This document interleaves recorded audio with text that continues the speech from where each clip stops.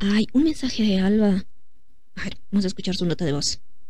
Hola, Jane. Pucha, no te cuento que no voy a poder. Tengo que llevar a mi sobrinita al festejo del Día del Niño, entonces no creo lograrla.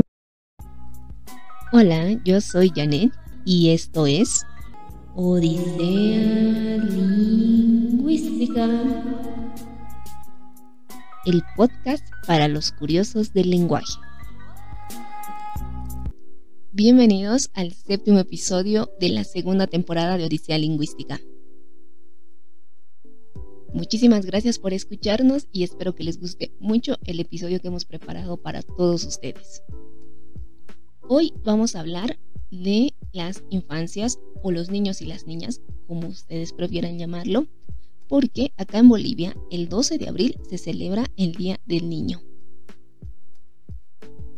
Y en realidad el nombre oficial de este festejo es el Día de la Niña y del Niño en el Estado Plurinacional de Bolivia. Un nombre que cambió hace menos de 15 años, pero la festividad se recuerda desde 1955, entonces ya lleva muchísimos años en la sociedad que se hace este festejo para los niños. Pero ¿por qué se celebra esta fecha? ¿Qué ha impulsado a que un presidente promulgue y declare el 12 de abril como Día del Niño?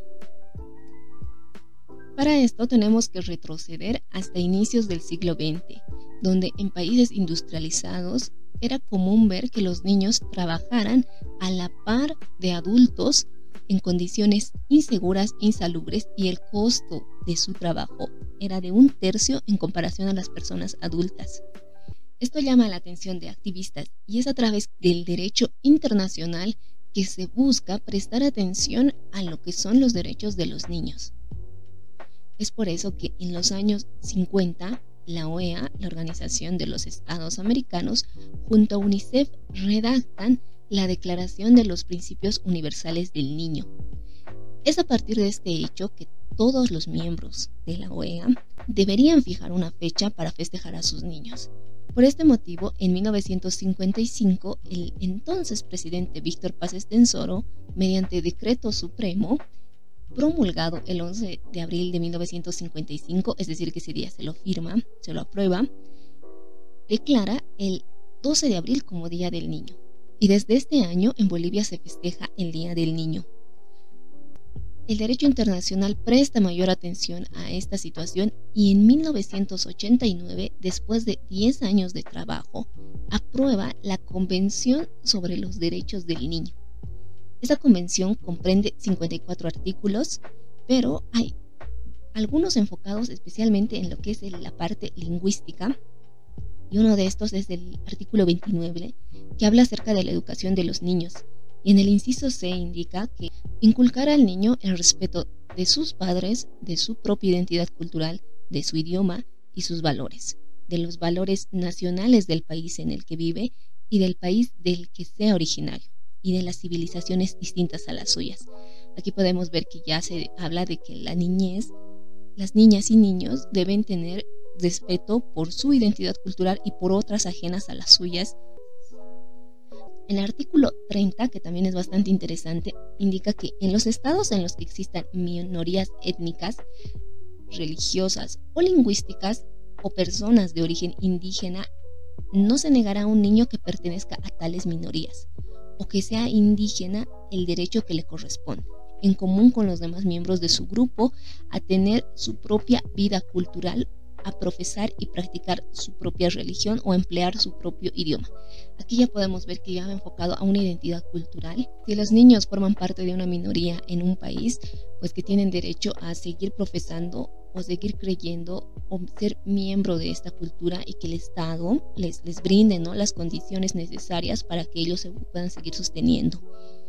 Después seguimos y en el artículo 40 indica que los estados partes, es decir, todos los estados que han firmado este convenio, reconocen el derecho que todo niño de quien se alegue que ha infringido las leyes penales, es decir, que haya cometido algún delito, que esté acusado, o quien se acuse o declare culpable de haber infringido leyes, a ser tratado de manera acorde con el fomento de su sentido de la dignidad y el valor. que fortalecer el respeto del niño por los derechos humanos y las libertades fundamentales. Lo que trata de decir es que un niño ha infringido la ley o si se ha declarado culpable, el Estado tiene que respetar sus derechos y la importancia de promover la reintegración del niño, es decir, que va a la cárcel tiene que ser para poder mejorar y no insertar un miembro aún más dañado en la sociedad.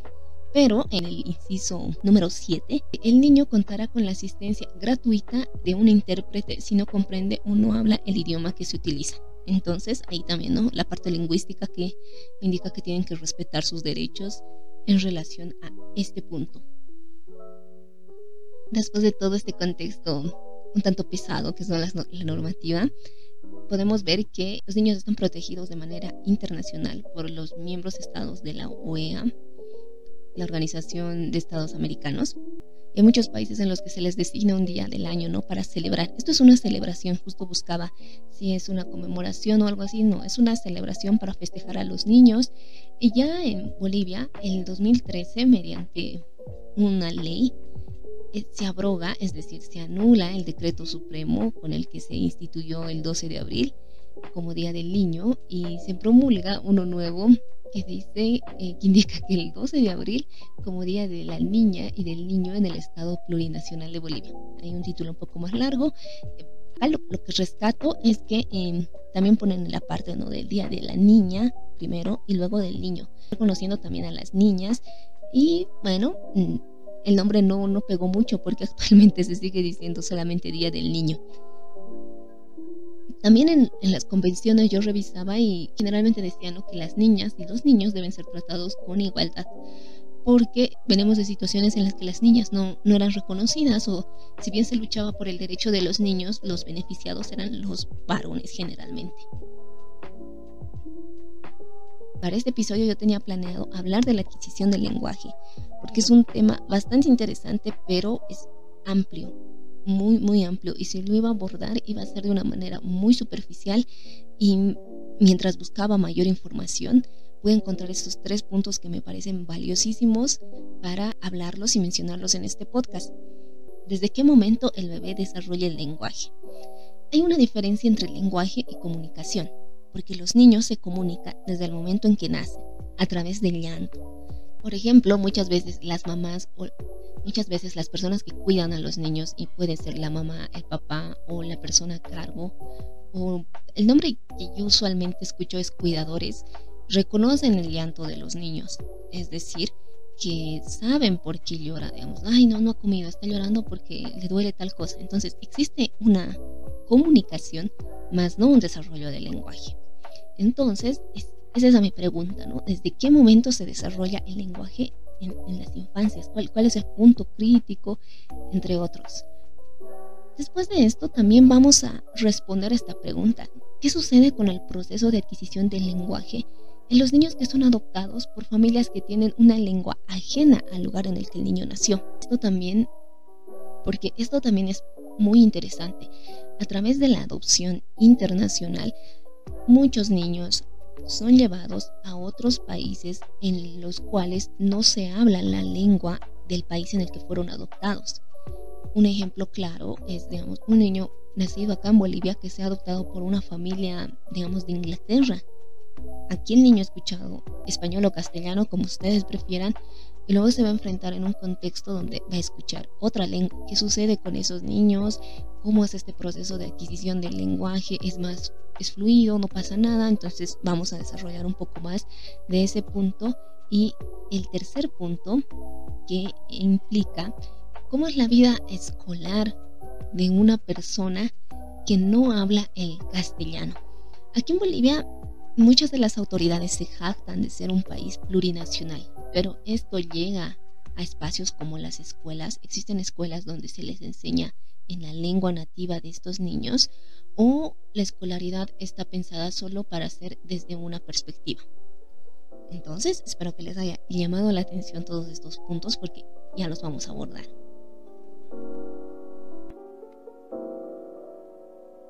¿En qué momento los bebés adquieren el lenguaje? Y para esto voy a citar un artículo publicado por la UNAM, escrito por Leonardo Huerta Mendoza, y titula ¿Desde qué momento se desarrolla el lenguaje? Este artículo está basado en un estudio realizado por la Universidad de Padua de Italia. El título del artículo es Experiencias prenatales con el lenguaje y cómo forma el cerebro. Este estudio revela que los bebés humanos adquieren el lenguaje con una notable facilidad y este proceso se inicia desde muy temprano, incluso antes de nacer, ya que la audición se desarrolla entre las semanas 24 y 28. Entre los 6 y 7 meses ya pueden llegar a escuchar. Voy a citar las palabras del autor. Los fetos aprenden de esta experiencia prenatal.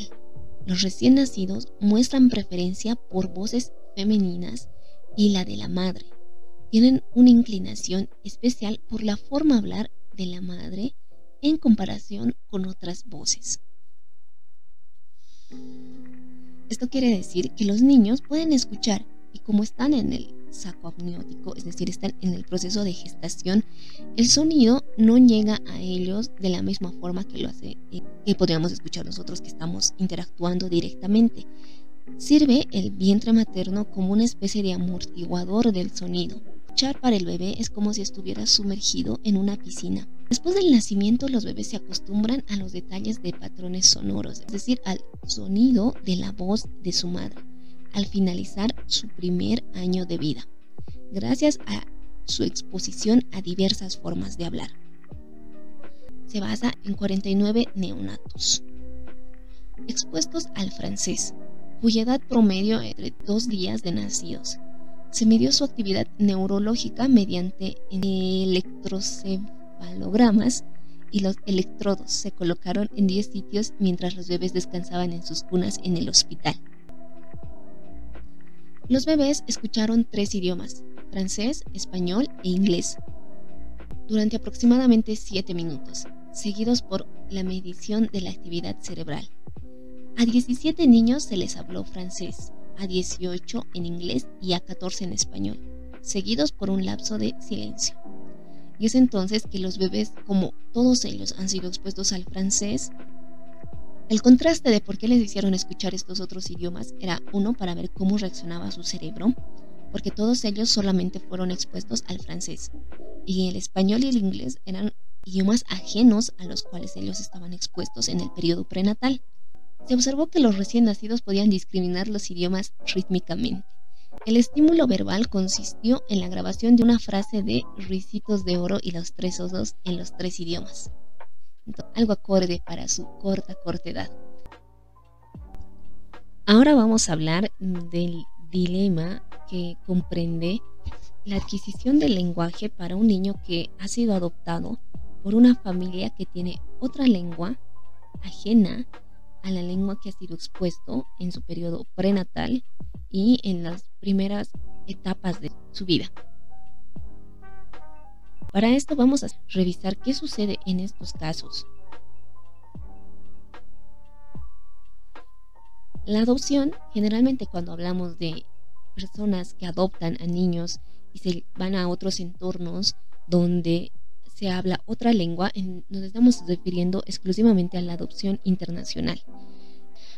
Por ejemplo, en los estudios que pude encontrar recientemente se habla mucho de los niños que han sido adoptados en China y son llevados a países europeos como Francia, España. Generalmente España creo que son los que mayormente adoptan a niños de estas poblaciones. Y bueno, también veía que hay un estudio con los niños que son adoptados de China y son llevados a Rusia. Para esto tenemos que hablar de 2 elementos muy importantes: el concepto de lengua materna o L1, y también vamos a hablar de las posibles definiciones y distinciones que pueden llegar a tener. Para esto vamos a citar a el Centro Virtual de Cervantes, que señala: por lengua materna o L1 se entiende la primera lengua que aprende un ser humano en su infancia y que normalmente deviene su instrumento natural del pensamiento y comunicación. Con el mismo sentido también se emplea lengua nativa y con menor frecuencia lengua natal. Tal como se desprende de su apelativo, suele ser la lengua de la madre, puede ser la de cualquier otra persona, madre, abuelo, niñera, etc. Quienes comparten una lengua materna son considerados hablantes nativos de la lengua en cuestión. El término lengua materna suele emplearse en contraposición a la lengua extranjera o segunda lengua. Y eso ya vamos a desglosar más adelante. Yo he escuchado un par de veces la lengua madre, que ese es otro término que no va relacionado a esto. La lengua madre, por ejemplo, es una lengua de la cual derivan otras lenguas. Por ejemplo, el latín es la lengua madre de castellano, francés, el italiano, entre otras. Así que esa es la diferencia. Vamos a hablar de la lengua materna, sería la que al niño ha sido expuesto en su etapa prenatal, como en el estudio que citamos anteriormente, y la lengua en la cual ha sido atendida o atendido por sus cuidadores. En este caso podemos señalar que pueden ser las personas que han estado en el orfanato. Esta etapa que puede variar de edad. Pueden ser bebés hasta niños de 7, 8 años o incluso más, personas que llegan a cumplir la mayoría de edad en los orfanatos. Un artículo muy interesante titulado Adopción y lenguaje. ¿Cómo se desarrolla el lenguaje en los orfanatos? Porque debemos tomar en cuenta que la capacidad que tiene cualquier niño para comunicarse va a depender de los estímulos que tenga en sus primeros entornos. Llámese esto familia o en el caso de estos niños va a ser un orfanato. Muchas veces los niños y las niñas tienen un lenguaje empobrecido, es decir, muy poco léxico, muy pocas interacciones con ellos. ¿Por qué? Porque los cuidadores, las personas que trabajan en estos centros, no pueden prestarle la atención completa a un niño por la cantidad de niños que se encuentran en ese mismo espacio. Ahora, también señala este artículo que existen orfanatos en las que les tienen prohibido al personal desarrollar vínculos más profundos con ellos. Entonces, la comunicación es limitada. Ahora, vamos a hablar de que muchas veces cuando los niños o las niñas son adoptados por una familia que no habla su misma lengua, y para esto vamos a usar dos ejemplos.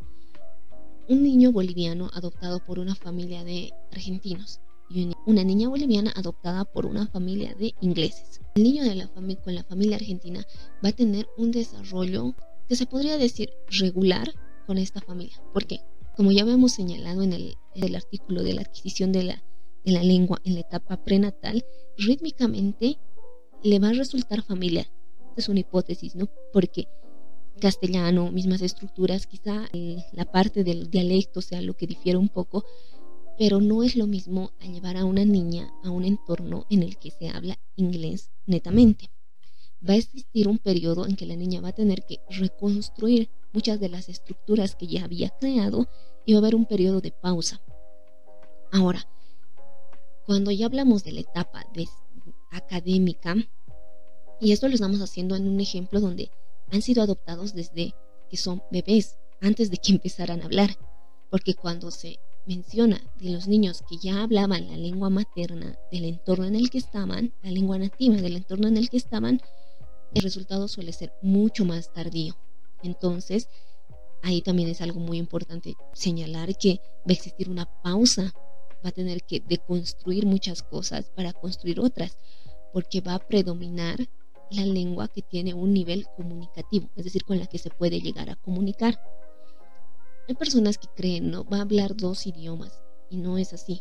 Si en el entorno en el que está solamente se habla inglés, el español va a pasar a un segundo plano.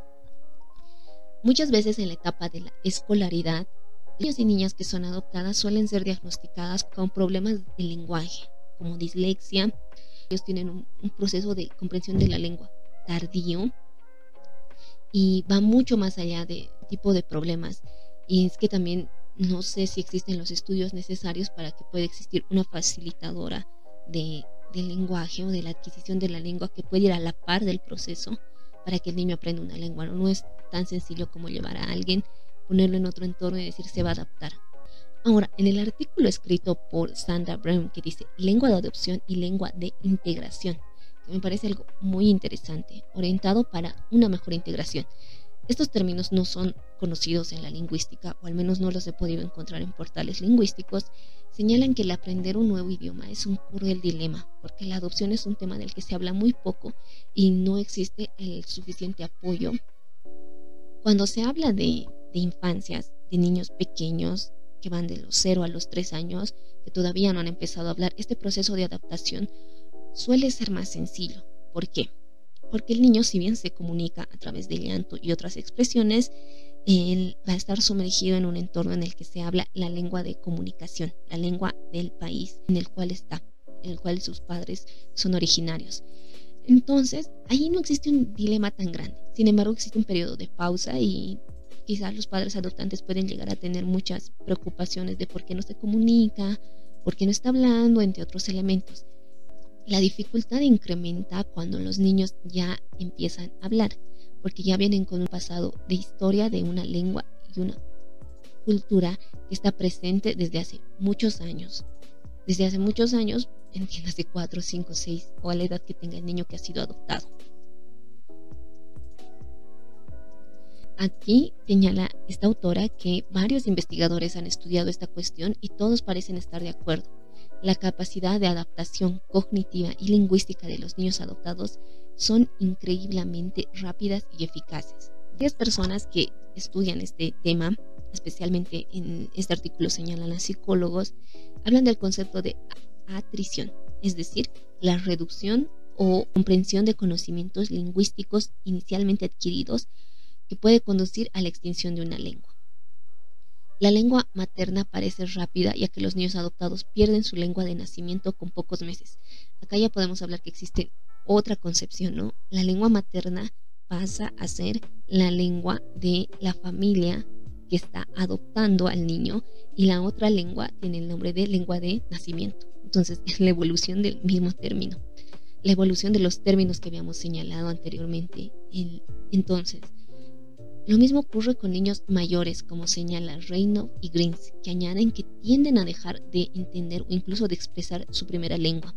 Es lo que se denomina bilingüismo sustractivo, ya que la pérdida de la lengua materna se produce al mismo tiempo que el aprendizaje de la lengua de acogida. Y aquí otros términos, ¿verdad? La lengua materna, la lengua en la que el niño ha aprendido a hablar o la lengua en la que ha sido expuesta desde su primera etapa, y luego la lengua de acogida. Acá no entraría el término de lengua extranjera. ¿Por qué? Porque el niño está citado en ese entorno. No es una lengua extranjera, es una lengua que se habla en todo su contexto. En este sentido, el término bilingüismo en sí no aparece apropiado, ya que se produce más un cambio de una lengua a otra que una coexistencia de ambas. Porque el bilingüismo, vamos a repasar, se trata de tener dos lenguas con cierto nivel de competencia con las cuales te puedes comunicar. Y bueno, como podemos ver, es un tema que da para mucho. Creo que no se ha investigado lo suficiente. Y miren, acá me parece muy interesante mencionar esto, que para integrarse mejor en su nuevo país y en la sociedad, así como en futuros amigos de escuela, los niños necesitan adquirir rápidamente su nueva lengua.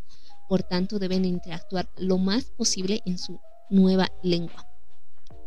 En casa, fuera de casa, con su familia, en situaciones sociales. Entonces, la comunicación, la inmersión total en el nuevo contexto es vital para que el niño pueda desarrollar de mejor manera la lengua.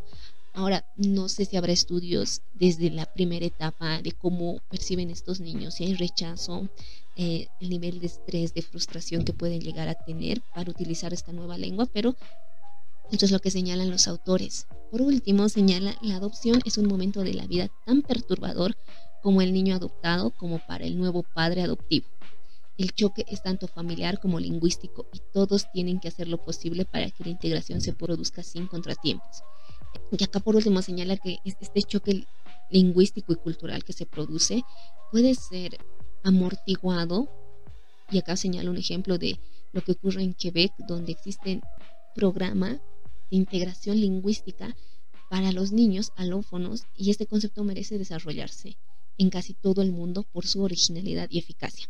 Entonces, los países adoptantes, lo ideal es que cuenten con este tipo de instituciones para que el proceso de adaptación del niño no sea tan perturbador, en palabras del mismo autor, y que se pueda manejar de una mejor manera.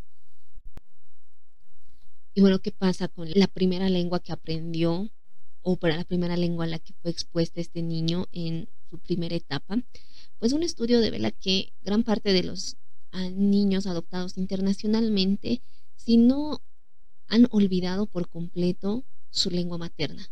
En este caso hablan de niños adoptados de China. Entonces el chino pasa a ser completamente ajenos para ellos, en consecuencia, por haber desarrollado el español o cualquier otra lengua cooficial del Estado de España, ¿no? Como una nueva lengua materna. Asimismo, no se evidencia ventajas a la hora de aprender el chino nuevamente, porque en muchas familias, para que no pierdan su contacto con el aspecto cultural, los llevan a tomar cursos de estos idiomas, pero mira, no siempre resulta exitoso, ¿no? No van a tener una facilidad innata para aprender este idioma. También menciona que a pesar de haber asistido a clases de dicha lengua materna durante largos periodos, a partir de 5 años en adelante, aquellos capaces de manejar la lengua son solamente una minoría, es decir, 8 participantes de 106. Entonces, si hablamos de que sí son minoría, entonces no hay una facilidad para aprender una segunda lengua, ¿no? Siempre va a predominar la lengua con la que se comunican. Este estudio es extraído de una tesis de maestría que dicen los procesos lingüísticos en los niños adoptados internacionalmente. ¿Qué les pareció ese tema? Déjenos en los comentarios qué opinan, qué les llamó más la atención. La situación de bilingüismo en nuestro país. En Bolivia existen, según la Constitución, 36 pueblos indígenas originarios. Van a existir niños que se desarrollen en este espacio, de los cuales muchos de ellos van a tener como lengua materna una lengua indígena originaria. Ahora, ¿qué pasa con la escolaridad de estos niños? Por ejemplo, una publicación de IBIS. ¿Qué es IBIS? Una organización que trabaja para garantizar el acceso a la educación gratuita y de calidad. El cohete de la lectura, es así como se llama esta publicación, fue publicada en 2011. Miren, hace ya más de 14 años. Hay un elemento que me llama mucho la atención. De lado, los otros en el colegio hablan chino. Escrito por Liz Joseph Germán y Jasper Joss. Y voy a leer un poco del fragmento. Daniela levanta la mano con mucho entusiasmo porque sabe la respuesta a la pregunta y se estira para llamar la atención del maestro. Casi siempre sabe las respuestas cuando está en clases de quechua. Es su asignatura preferida y a la que mejor se le da. El maestro va pasando la mirada por el aula y finalmente escoge a Daniela, que da la respuesta correcta. Suena el timbre y Daniela coge a su mejor amiga de la mano y salen corriendo al patio. Está orgullosa de ser tan buena alumna, pero no siempre fue así. En este relato nos narran qué sucede con ella, el contexto familiar en el que se desenvuelve y inserción en la escuela. Daniela y su familia provienen del campo, donde solo se habla quechua.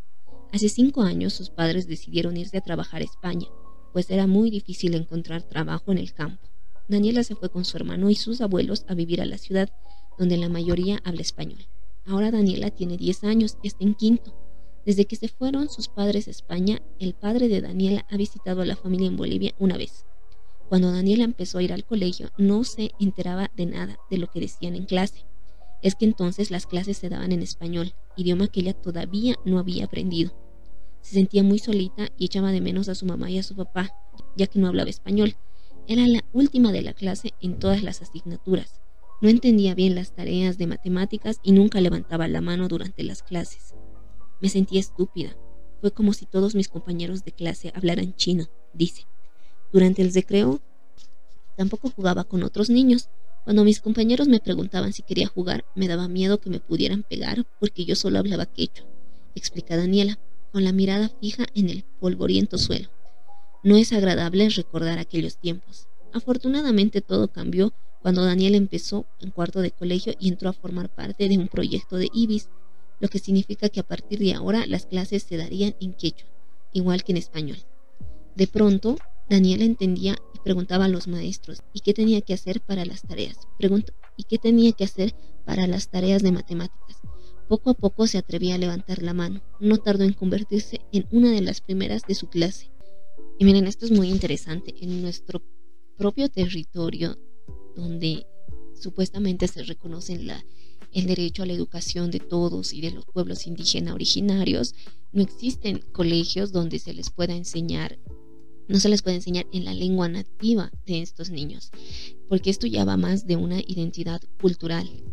Y llevar a un niño que habla una lengua a que sea educado en otra lengua que no comprende, definitivamente va a terminar en una deserción escolar, es decir, van a abandonar el colegio, o si no, que como Daniela lo explica, se sientan tontos, ¿no? E incapaces de resolver los problemas que plantean en la escuela. Y quizás para algunos la solución sea que que sus padres le enseñen a hablar castellano, pero recuerden que también tenemos que respetar la identidad cultural que tiene cada persona, y es parte de reconocer el derecho que tiene a ser educada en su lengua materna. Bueno, es un poco deprimente esta situación, porque la vulnerabilidad en la que ellos se encuentran, y hablamos desde la perspectiva lingüística. Y bueno, creo que habría muchísimo más que abordar, pero esto es todo lo que tengo preparado para ustedes hoy. Si les ha gustado algo, si tienen alguna crítica, pueden hacerlo en los comentarios. Recuerden que el Día del Niño es para celebrar a ellos y reconocer que son miembros activos en la sociedad, que merecen el respeto, la educación, y que nosotros como adultos reconocerlos. Quizás muchos de mis compañeros trabajen con niños. Es una de las experiencias más agradables que yo tuve para trabajar con niños pequeños. Demanda mucho, no lo niego, es muy complejo crear clases para ello.